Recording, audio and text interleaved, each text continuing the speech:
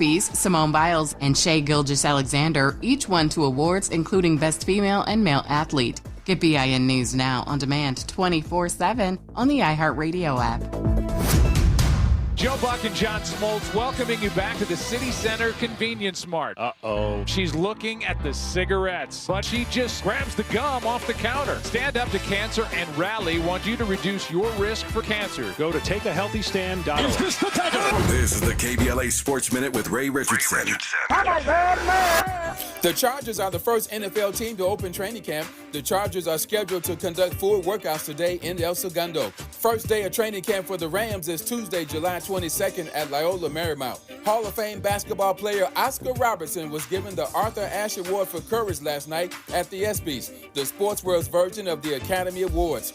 LA native Russell Westbrook presented the award to Robertson. Robertson, now 86, was the first black president of a sports labor union. The 12-time NBA All-Star was president of the NBA Players Association when the players won an antitrust lawsuit against the league in 1970. The victory led to free agency and higher salaries. The average salary for an NBA player today is $11.1 million. The league minimum is $1.1 million.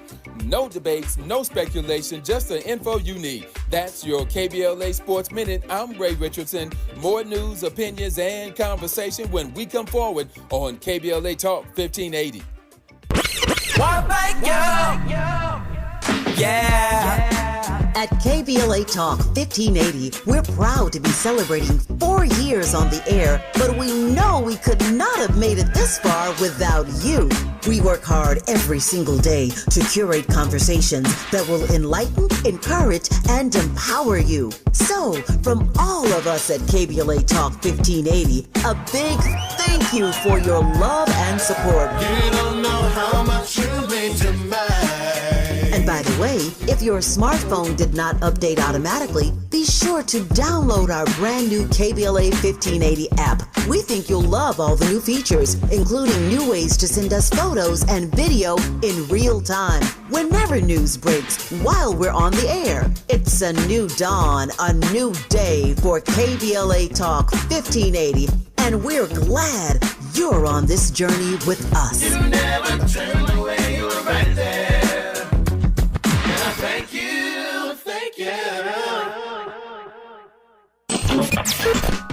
BET and PBS, The Tom Joyner Morning Show, and NPR, the cover of Jet and the cover of Time. #1 on the New York Times bestsellers list, 20 honorary doctorate degrees, a dozen NAACP Image Awards, a star on the Hollywood Walk of Fame, a Presidential Lifetime Achievement Award. From talk shows to talk radio, nobody's ever done it better. You like that? This is Tavis Smiley.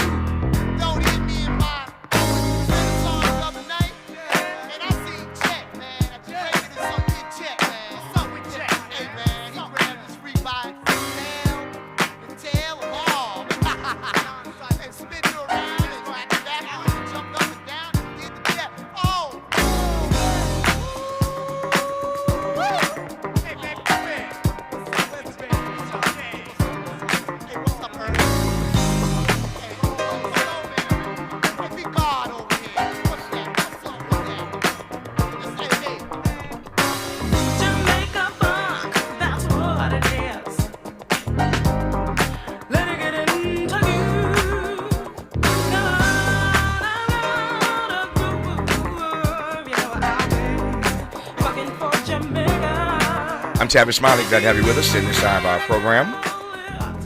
We're just now commencing hour 2, so 2 great hours in front of us. I should mention in our third hour, we'll have 2 conversations. Up first, Michael Brown, the former FEMA administrator and now host of a podcast called The Situation, anxious to get his take on these recent flooding disasters. We certainly will probe him on Donald Trump's incoherent vision for the future of FEMA. One day he says one thing, one day he says something else. What is the future of FEMA? We'll ask that question of the former FEMA administrator. And, of course, get his reflections on Hurricane Katrina 20 years ago this summer. I'm still in my feelings about that, as are many of you, about these precious black folk who were left to die, abandoned on these rooftops in New Orleans. And as I said earlier in today's program, we all recall President George W. Bush saying publicly, "You're doing a heck of a job, Brownie. You're doing a heck of a job, Brownie." Well, we'll talk to Brownie on the top side of Hour 3. On the B side of Hour 3, we're joined by Stacey and Joaquin Loper, co-stars of the new series Back to the Frontier, on the Magnolia Network and streaming on Max.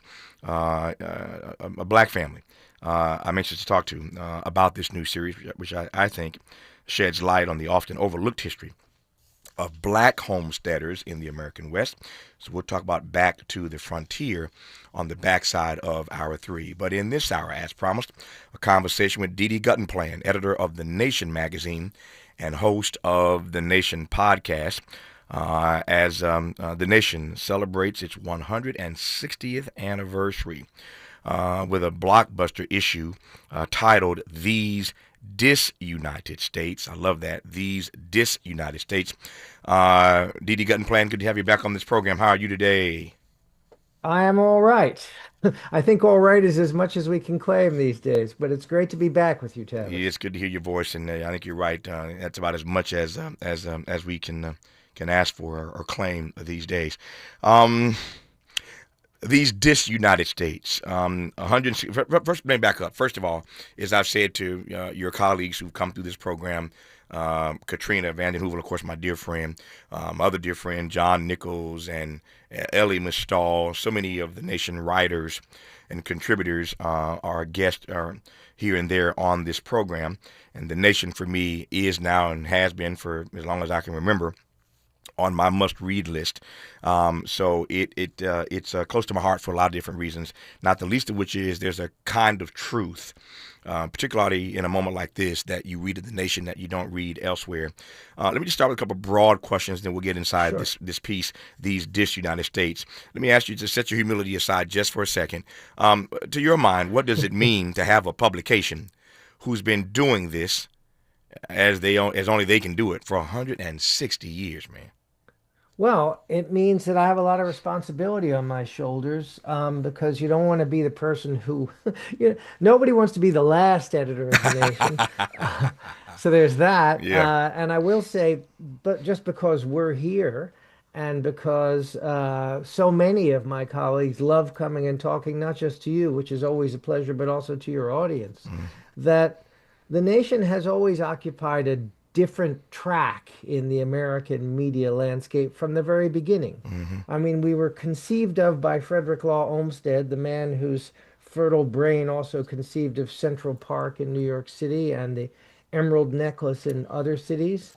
But the first issue came out July 6th, 1865. Now, at that point, the Civil War was more or less over. The Union had won. The Union had been preserved.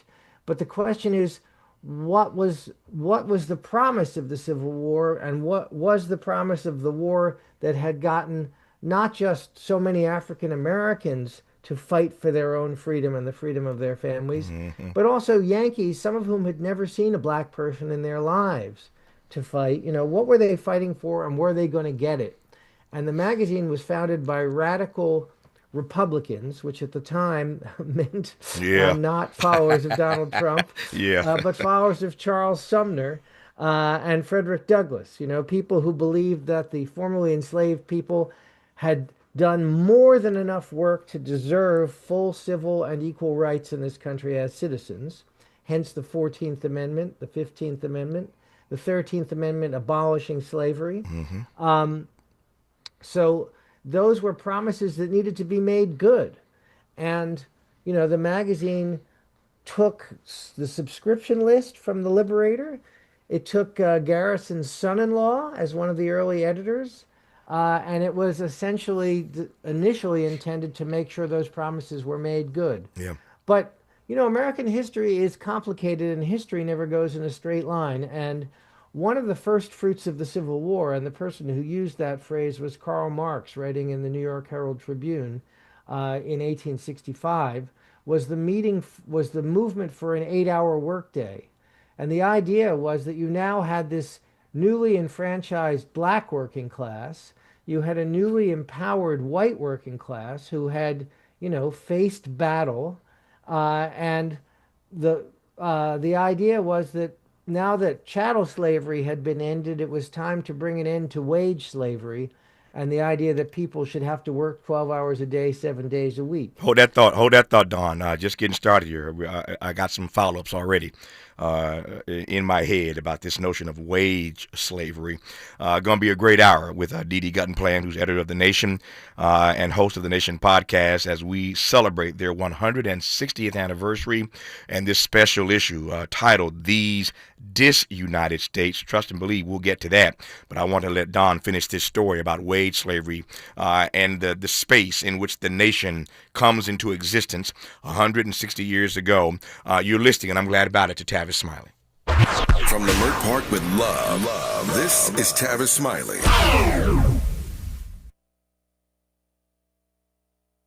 Make a move into a home of your own. With City National Bank's Ladder Up Home Loan Grant, you could receive up to $20,000 that you never need to pay back. Use it toward your down payment, save on closing costs, or to buy down your mortgage rate. Find out more at cnb.com/ladderuphome. City National, here for every stage of the journey. Property must be in a qualifying market in California, New York, or New Jersey. Additional terms and conditions apply. Not all applicants will qualify. Terms are subject to change without notice. City National Bank is an equal housing lender. Member FDIC. NMLS number 536994.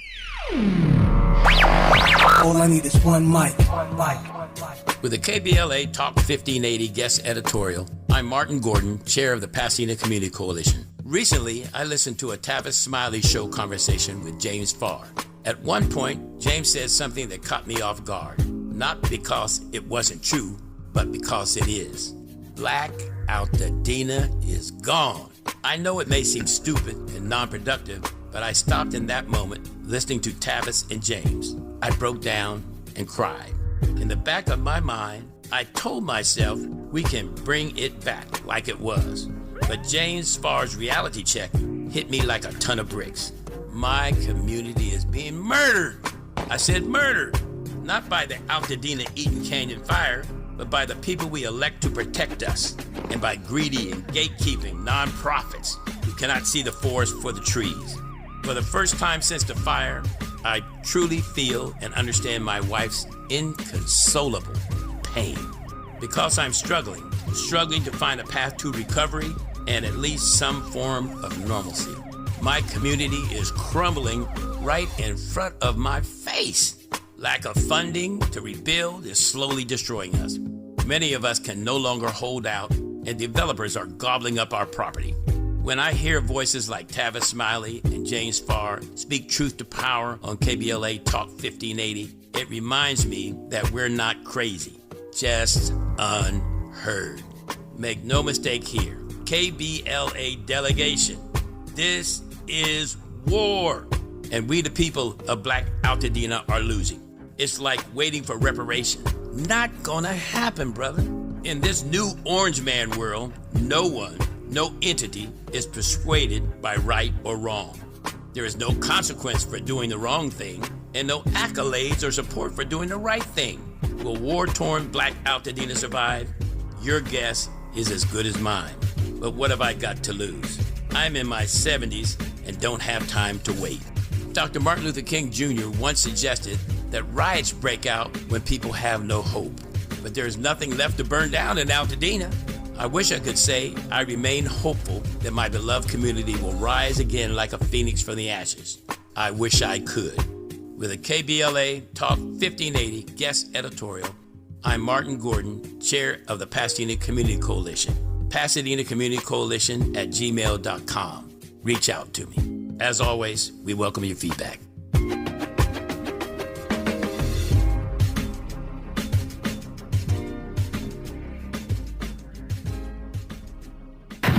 helping to make you the most knowledgeable person in your circle of friends. This is Tavis Smiley. Tavis Smiley and Guttenplan, editor of The Nation magazine, host of The Nation podcast. We are celebrating the 160th anniversary of The Nation magazine. They have a new issue, a blockbuster issue.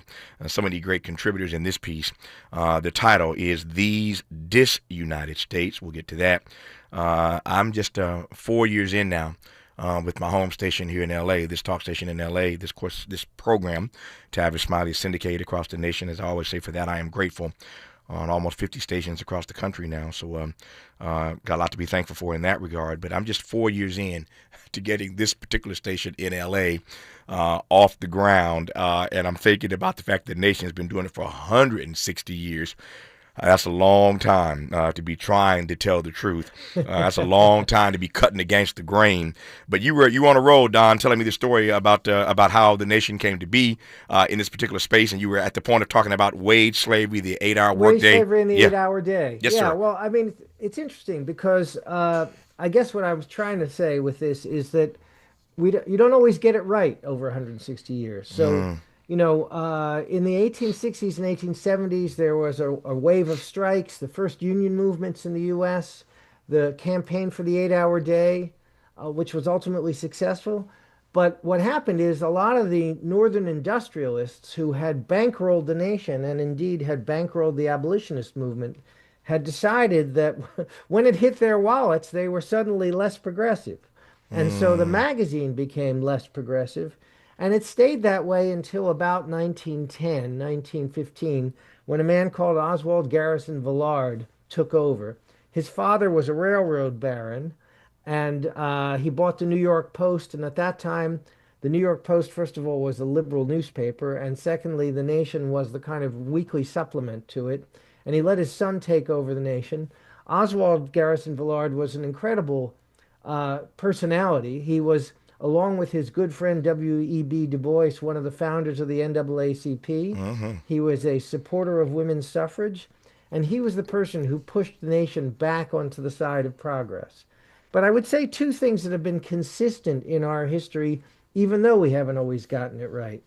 One is, and I'm in a way taking off the person who just did that guest editorial where he said that, you know, part of the point of a show like yours is to help people realize they are not crazy. You know, that other people think the way you think, other people see the world the way you do. And so, you know, we have tried to do that. We have tried to always tell our readers the truth. Yeah. Now, our version of the truth, or what we see as right, is not always consistent with what we would see as right today, but we've never trimmed our sails. And I think that is something to be proud of. And the other thing to be proud of, and this connects to a conversation you had earlier with my friend Viet Thanh Nguyen about his wonderful piece in this issue, Greater America, is the nation has been skeptical of America's adventures abroad, its imperialist fantasies since the beginning. And that also sets us apart from any other publication I can think of. You know, when other publications were bellowing for the Spanish-American War and the occupation of the Philippines, or when they were cheering the Marines going into Haiti in the early 20th century, the nation sent James Weldon Johnson down to Haiti to report on what it was like for the Haitians when the Marines came in, and it was not so great. So I would say that, you know, part of what it's like to be around for 160 years is the recurrent sensation that this isn't your first rodeo. You know, whether it's Donald Trump's fantasies of turning Gaza into Las Vegas on the Mediterranean, or whether it's, you know, George W. Bush's fantasies of spreading democracy through the Middle East at the point of Marine bayonets, or whether it's Bill Clinton's fantasies of, you know, shouldering aside Aristide in Haiti for someone who was more amenable to American interests. We've seen this before, and we know how this story ends, and it doesn't end well. So I would say that, you know, that's part of our tradition, and it's something that I'm very conscious of, and which we've tried to be aware of in this issue. But the other thing, and this takes us back to these disunited states, which is where I'm sure you were hoping I would get to eventually, is that when they were founded, the word nation was not used that much about the country in 1865. People talked about the Union because there'd just been a war to preserve the Union, or the founding fathers didn't talk that much about the Union. They talked about a republic, meaning something that was different from a monarchy.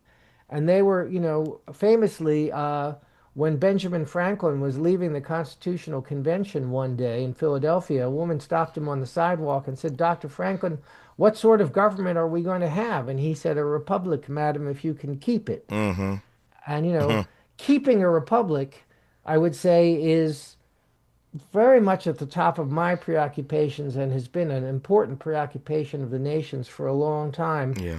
These days, our republic is threatened not by the slave power, as it was in the 1850s and 1860s, but by a different form of oligarchy, whether it's the tech bros or it's the crypto bros. But the idea that that the country should be responsive to the, as it were, the people who think they own it. Yeah. That's what we're fighting against. We've been fighting against it for a long time. Yeah, a long time, 160 years. Even as he acknowledges, they haven't always gotten it right. None of us does. But you've said so much here now that I want to unpack. I'm glad I've got you for the hour, Don. Let me start with this. You write about this in this piece about the nation's belief in the liberating power of simply telling people the truth. I love that line that you wrote, that the nation has a belief in the liberating power of simply telling people the truth. I could spend an hour or hours just unpacking that one particular line. Talk to me about that notion in this moment, that belief in the liberating power of simply telling people the truth, because now we are in a space where I'm concerned about the condition of truth. The Trump people, as we heard a few years ago, believe there is something called alternative facts. I'm concerned about the condition of truth in this country, and I love the way you put it, that the Nation magazine has always believed in the liberating power of simply telling people the truth. Is the truth still pregnant with that kind of liberating power? Well, I think it is absolutely. This is kind of maybe it's a mixed example, but if you go down to Charlottesville and you look on the library building at the University of Virginia, there's a inscription over the portico in Greek, and it says in Greek, it's a quote from the New Testament, "You shall know the truth, and the truth will set you free." That's it, yeah. And I guess if you don't believe that, you have no business in journalism. And of course, there are a lot of people who pretend to be in journalism but are really propagandists. And I think, it's important to draw that distinction. Now, what does that mean in practice? It doesn't mean, there's a word that you sometimes hear mainstream or corporate journalists bandy about, objectivity, as if you can be totally detached and it's a matter of indifference to you, whether, the person who triumphs in a political struggle is the person who's in favor of locking up your neighbors and relatives, or the person who believes in giving your neighbors and relatives shelter and the chance at a decent life. I mean, I don't think any of us can afford to be indifferent in that way. But I do think that we should strive to be explicit about the frames we bring to the narratives we tell, and about the attitudes we bring and the biases we bring. I tell the Nation has a bunch of young interns who come and cycle in and out every 6 months. I was one myself way back in 1979.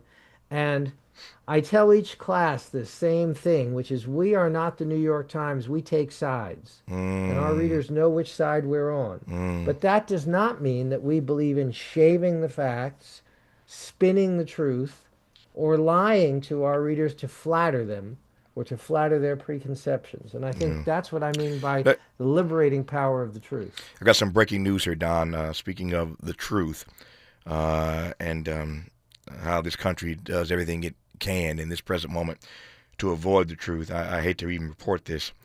It has just been announced that the Justice Department, we were talking earlier in today's program about the Department of Justice, Pam Bondi, and all this Jeffrey Epstein drama. But the Justice Department has just announced That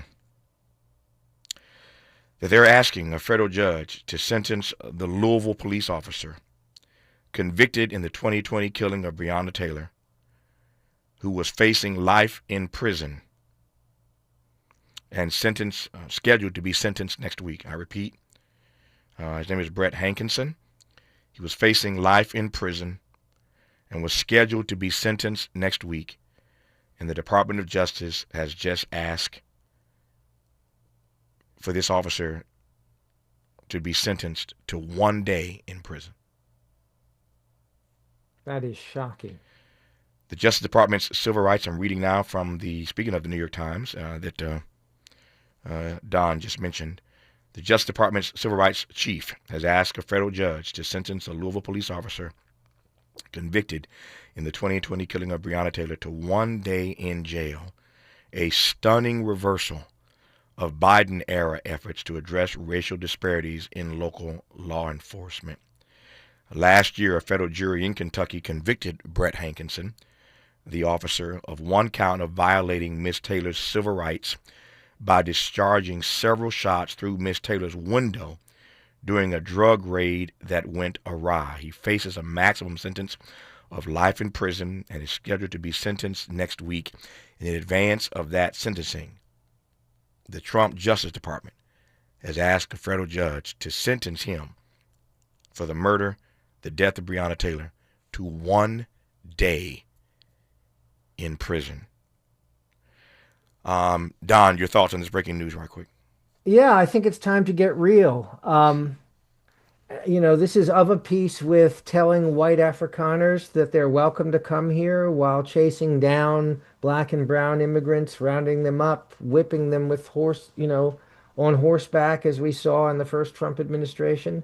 It's of a piece with turning the Civil Rights Division of the Justice Department, which has a, uneven but overall proud history of trying to enforce those amendments that were passed during the Civil War, into a travesty of justice, and basically sends a message. And maybe I'm putting this crudely as a white man, but it feels like the message is it's open season on black people in this country. And I think it's shocking and terrifying and enraging all at the same time. Yeah, I'm reading this as fast as I can and just trying to find a language. But Don put it right. It is open season on black people. I've raised this question more times than I can count now. To all you black people listening right now, and to all the black people listening across the country who know black people who voted for Donald Trump, when is enough enough? We know that more black folks supported him this time than they did last time. It was bad enough that they announced weeks ago there'll be no police accountability, even in cities where black people were gunned down. No police accountability in Minneapolis, where they killed George Floyd. None in Louisville. We should have known this was coming, right? No police accountability in Louisville, where they killed Breonna Taylor. None in Memphis, where they killed Tyree Nichols. I could run this all day long if I had the time. It's one thing to back away, this Justice Department, that is, to back away from police accountability. But this is a travesty of the worst kind, that he could be facing life in prison, about to be sentenced next week for firing those indiscriminate bullets into the window of Breonna Taylor in a drug raid gone awry. Breonna Taylor is dead, and the Trump Justice Department is asking for him to serve 1 day in prison. Let me calm down and continue my conversation with Didi Guttenplan as we attempt to celebrate, and this is why the nation's work is so important. We were just talking about the liberating power of simply telling people the truth. Somebody has to opine on these issues. Somebody has to tell the truth when you see nonsense like this. But again, for all you black people that supported Donald Trump, when is enough enough? If this doesn't suggest to you that it's open season on black life, I don't know what is. And yet the silence is deafening of the black people who supported Donald Trump. I'm done with it for now. You're listening to Tavis Smiley. Helping to stretch your moral and political imagination. This is Tavis Smiley.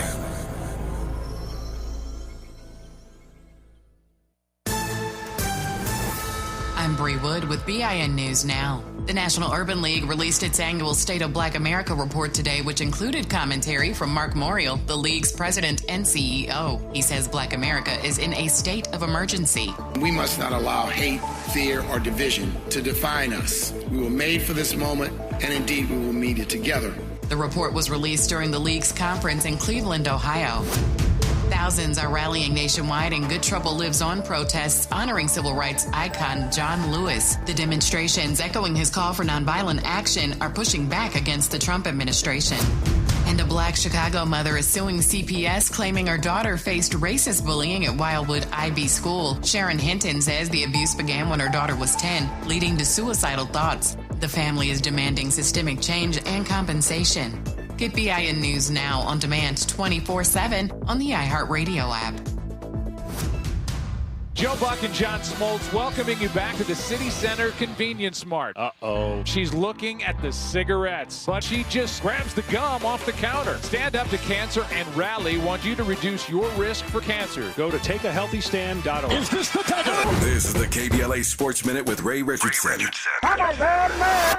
The Chargers are the first NFL team to open training camp. The Chargers are scheduled to conduct full workouts today in El Segundo. First day of training camp for the Rams is Tuesday, July 22nd at Loyola Marymount. Hall of Fame basketball player Oscar Robertson was given the Arthur Ashe Award for Courage last night at the ESPYs, the sports world's version of the Academy Awards. LA native Russell Westbrook presented the award to Robertson. Robertson, now 86, was the first black president of a sports labor union. The 12-time NBA All-Star was president of the NBA Players Association when the players won an antitrust lawsuit against the league in 1970. The victory led to free agency and higher salaries. The average salary for an NBA player today is $11.1 million. The league minimum is $1.1 million.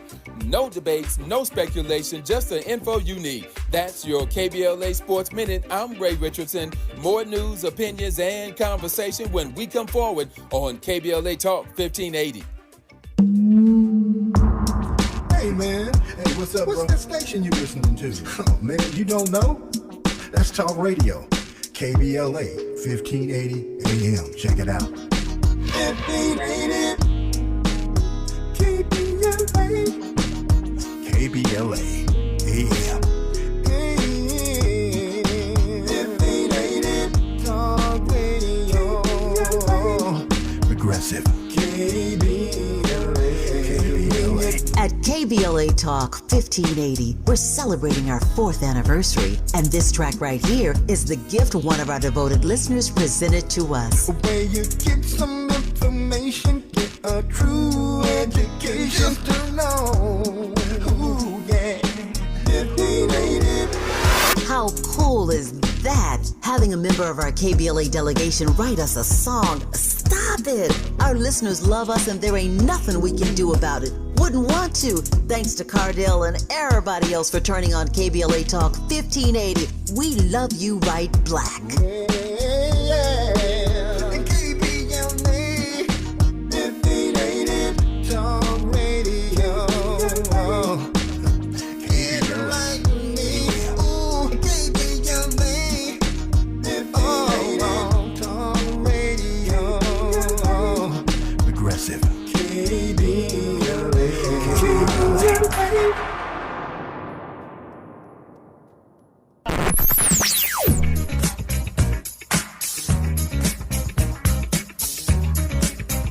This is KBLA Talk 1580. Talk Radio.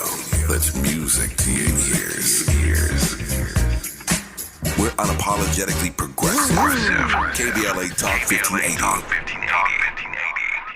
Wesley Financial Group is not a law firm. Hi, I'm Chuck McDowell, the timeshare cancellation guy. In 2011, I founded Wesley Financial Group with one goal in mind: to help honest folks out of their timeshares permanently. Today, I run Wesley with my 2 sons, a real family business, treating every client and every employee like we'd want our own family treated. That philosophy has helped us grow into the largest, most trusted timeshare cancellation company in the United States. Fortune magazine even recognized us as one of the best places to work. Why? Because we genuinely care. In fact, some of our former clients were so moved by their experience working with us, They joined our team so they could help others to timeshare freedom. If you're stuck in a timeshare, give us a call. Let our family help your family. Call Wesley now for your free timeshare exit kit. 800-687-7979. That's 800-687-7979. 800-687-7979. Made fresh daily in Leimert Park, Los Angeles, California. You're listening to Tavis Smiley. Tavis Smiley and Dee Guttenplan, who's the editor of The Nation magazine and host of The Nation podcast. We're in the midst of celebrating their blockbuster 160th anniversary issue titled These Disunited States. And into the middle of that celebration came this breaking news that the Department of Justice is asking a federal judge to, just stunning here. The Department of Justice is asking a federal judge to make the police officer, whose name is Brett Hankinson, was scheduled to be sentenced next week for violating the civil rights of Breonna Taylor and firing all those bullets indiscriminately through her window. He was facing life in prison, in case you've just tuned in, and was scheduled to be sentenced next week. And here comes the Department of Justice today asking a federal judge to sentence former Officer Hankinson to just 1 day in prison. I'm looking at all kind of messages, Don, won't surprise you, from our audience about this news that we just broke here on the air. And one person says, Tavis, they should have asked for no time for the cop instead of 1 day in prison. That's just pure evil. It does, in fact, Don, feel so calculated. You raised it earlier, and you're right. It's open season on black people. But the notion that they would literally, not just ask for time served or come at it some other way, but the fact that they would lean in on giving 1 day. No, there's a kind of fiendish, it's sinister, man, ingenious trolling quality to the whole administration. And on the one hand, it's horrible. It is just horrible. And I think your listener's absolutely right that it would have been less offensive in a way. It would have been more cards on table to say, we don't think anybody should ever go to prison for firing indiscriminately through the window of a black family's home. That at least would be out in the open, but these are Klansmen without hoods. And so they pretend to follow, the rules of justice, rule of law. I would say that this whole administration, the Department of Injustice has become the Department of Justice has become the Department of Injustice. Mm-hmm. The Department of Homeland Security has become the Department of Insecurity. And the Department of Health has become the Department of Spreading Illness. I mean, it's just, there's something perverse about the whole thing, which frankly can be exhausting to do battle with every day. I don't know how your listeners deal with it. I know that I find it hard, and I'm sure a lot of people find it hard just to know how to pace ourselves. Mm-hmm. But I think it's also important to recognize, and I think this is something worth celebrating, and this is, in a way, one of the roles the nation has to play in our culture at this moment, is to remind us that we have been through worse. We have been through not just a culture war, but an open civil war, a shooting war, where hundreds of thousands of people were killed. We have been through, Jim Crow. We have been through the explicit revocation of the promises of Reconstruction. So, and here we are. And, it is a terrible thing that these people are in power in Washington. It is a terrible thing that Trump has a 6-3 majority on the Supreme Court. But it will not last forever. And I can tell you, as, the editor of a magazine that has endured 160 years, we will endure this, and we will fight back. Yeah. There are a couple of things you said earlier that I want to get back to. Again, this breaking news about Breonna Taylor and the asking of a 1-day sentence is beyond disturbing. But there you have it. I was just moved earlier by the names that you were mentioning. These are, of course, iconic people in American history, but certainly in Black American history. James Weldon Johnson and W.B. Du Bois and other names that you mentioned earlier. What has it meant for The Nation magazine over these 160 years, Don, to have given space, to have given opportunity for these kinds of personalities to express themselves on the pages of The Nation magazine?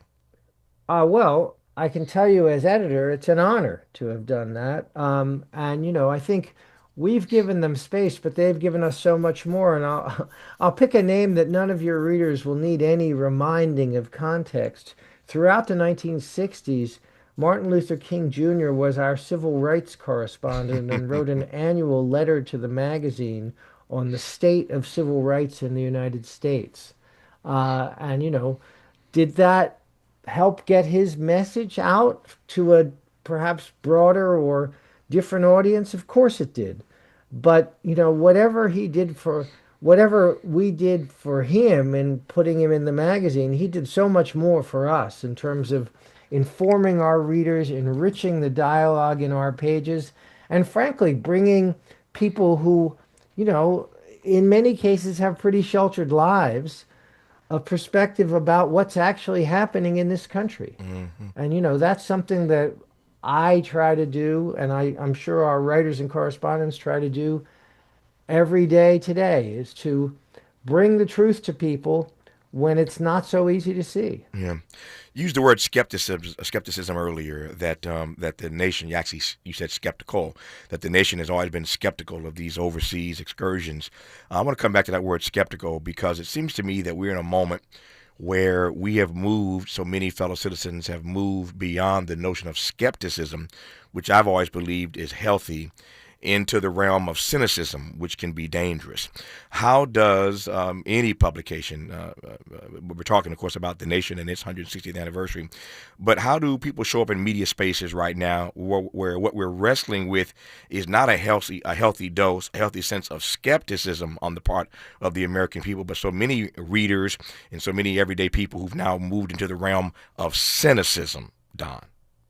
Well, I think cynicism, a certain amount of cynicism is understandable. I mean, Donald Trump's view of the world is the strength and might and military power get to dictate everything, and that everything is transactional.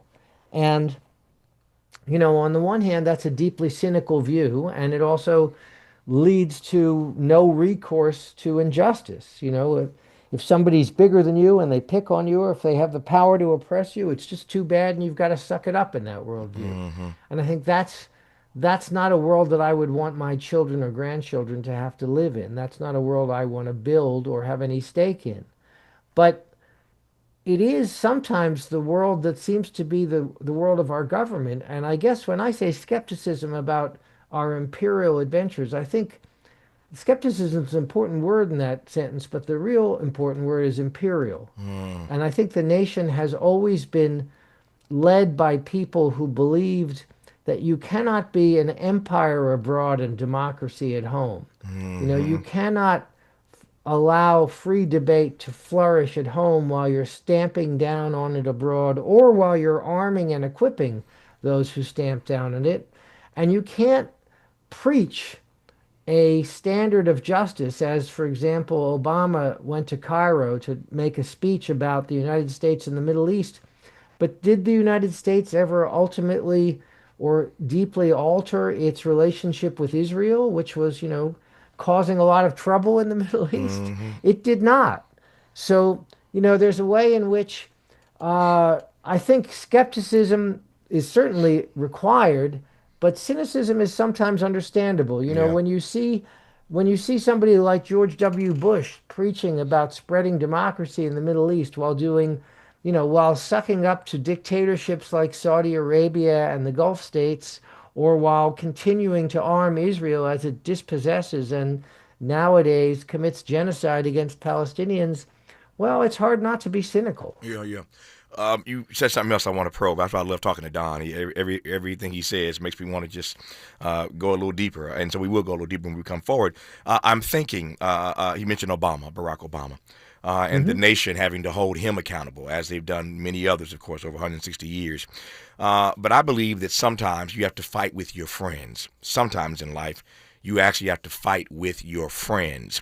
It's one thing to hold Republicans, conservatives, Donald Trump, the MAGA group. It's one thing to hold them accountable. It's another thing to hold your, using air quotes, it's radio, you can't see me, to hold your friends accountable, to fight with your friends on the pages of your publication. How do you do that?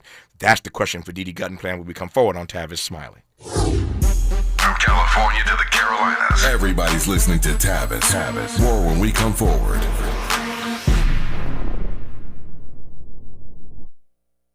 Ready to order? Yes. We're earning unlimited 3% cash back on dining and entertainment with the Capital One Saver card, so let's just get one of everything. Everything? Fire everything. The Capital One Saver card is at table 27, and they're earning unlimited 3% cash back. Yes, Chef! This is so nice. Had a feeling you'd want 3% cash back on dessert. Ooh, tiramisu. Earn unlimited 3% cash back on dining and entertainment with the Capital One Saver card. Capital One, what's in your wallet? Terms apply. See CapitalOne.com for details. We asked seniors how to prevent Medicare scams.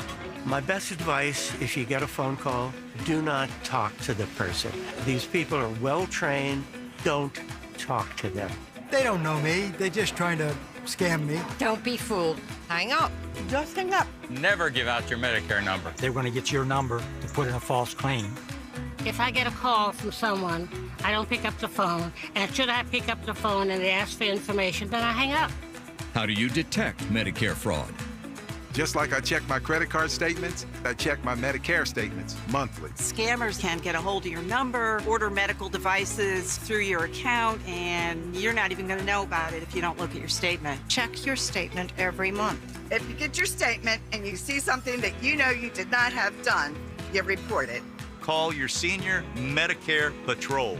To report Medicare fraud, call the Senior Medicare Patrol at 855-613-7080. Sometimes an identity threat is a ring of professional hackers. And sometimes it's an overworked accountant who forgot to encrypt their connection while sending bank details. I need a coffee.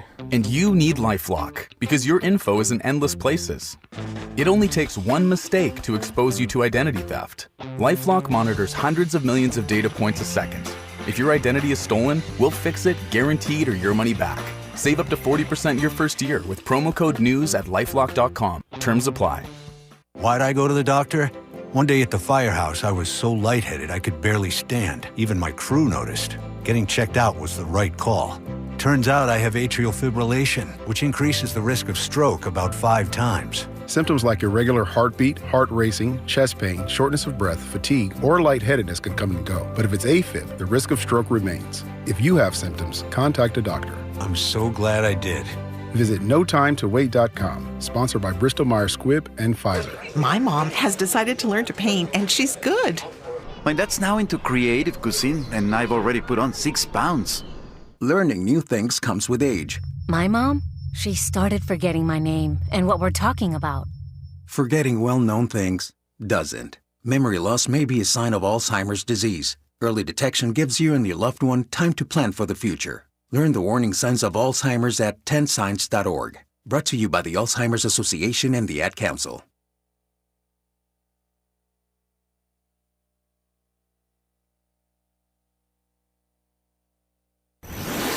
Let's get back to more of this rich dialogue with Tavis Smiley. So, Don, it won't surprise you, sir, to know that most of the trouble today is the 5th anniversary of the passing of the late, great John Lewis, who used that phrase, good trouble. And there are all kinds of good trouble protests taking place all across the country right now, as our civil rights are still under assault, including the civil rights of one Breonna Taylor. In case you have not heard, we announced earlier in this hour that the Justice Department, Trump's Justice Department, after all this been said and done, and he was facing life in prison, Brett Hankinson, facing the former police officer in Louisville, facing life in prison, was to be sentenced next week. DOJ shows up today and asks the federal judge to sentence him to just 1 day behind bars. So these good trouble protests are taking place all across the country, and the timing of these protests today could not be more propitious given this news about the murderer if you will, of Breonna Taylor. I was saying a moment ago, Don, that it's easy to hold those folk accountable. It's easy to go after Trump, his Justice Department, the MAGA supporters, et cetera, et cetera. I do that every single day.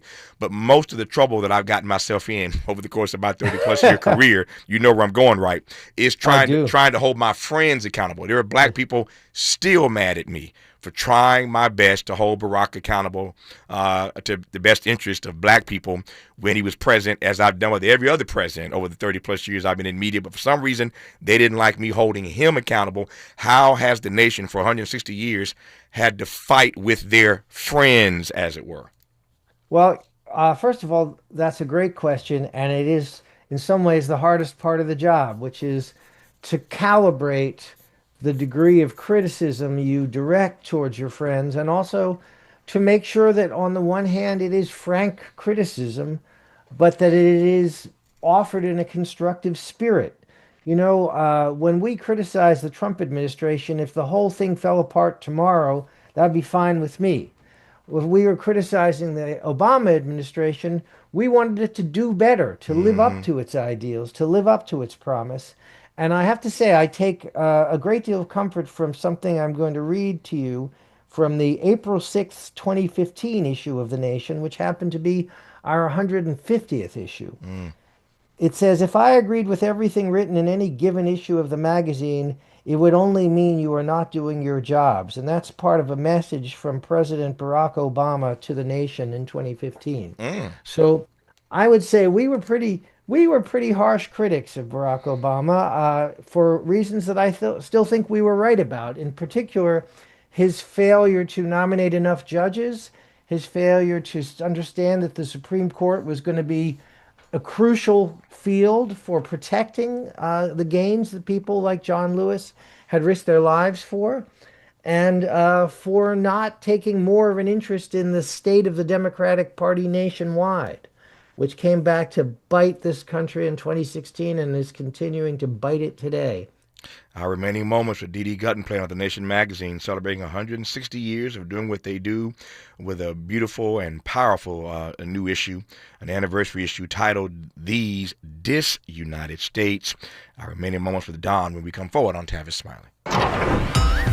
This is getting good. Yeah, man. Tavis Smiley continues when we come forward.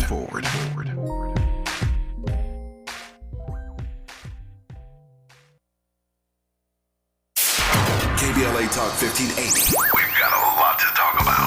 KBLA Talk 1580, connecting you with services and solutions. If you need help getting your resume in order, finding job training, or landing a job, we've got 3 great options for you. First, the City of Los Angeles has work source centers across the area offering free job support. The California Workforce Development Board can help you with everything from GED prep to vocational training at no cost to you. On the federal level, the Department of Labor's American Job Centers offer a full range of services for job seekers and businesses alike. Visit careeronestop.org, or for more info, just call California's Help Center or visit cwdb.ca.gov or call 916-657-1440. For the City of Los Angeles programs, go to ewdd.lacity.gov or call 213-744-7300. All these services are free to help you get your next job. This is a community call to action from KBLA Talk 1580. The following is a paid advertisement by Family Vacation Getaways with the purpose of soliciting sales of vacation ownership. For complete details, please visit fvgradio.com. If you want a 100% complimentary stay at a luxury resort in Cancun, airfare not included, then Family Vacation Getaways is your ticket to paradise. See website for complete details. We're giving away 5 days and 4 nights to the first 50 callers who can name an animal that lays eggs and is not a bird. An animal that lays eggs and is not a bird. Do you know it? Call now, 800-868-6431. 800-868-6431. You're also eligible for an exciting bonus bonus vacation to Orlando, Florida for just $498. And don't worry about anything ruining your plans. We can extend your travel up to 18 months. Name an animal that lays eggs and is not a bird, and get a complimentary Cancun resort stay and an optional bonus vacation to Orlando for just $498. What are you waiting for? Call 800-868-6431, 800-868-6431, and give us your answer. The proceeding is not a contest and is a paid advertisement by Family Vacation Giveaways, and not sponsored by this program or its affiliates. If you're like me, 60 and retired, making ends meet, especially here at the supermarket and drugstore, is tough. I'm so blessed to have found benefitscheckup.org. It's a free and confidential website from the National Council on Aging that connected me to $1,200 a year in programs that help pay for food, medicine, utilities, and more. Maybe it can help you. benefitscheckup.org. You know where you want to go in life, and City National Bank can help. City National knows the dedication it takes to build your vision for the future into a reality, and our team is here for you. We have a wide range of options to help, from personal savings accounts to interest-bearing money market savings accounts and more, all designed to help you get where you want to go. City National, here for every stage of the journey. Learn more at cnb.com. City National Bank is a subsidiary of Royal Bank of Canada, member FDIC.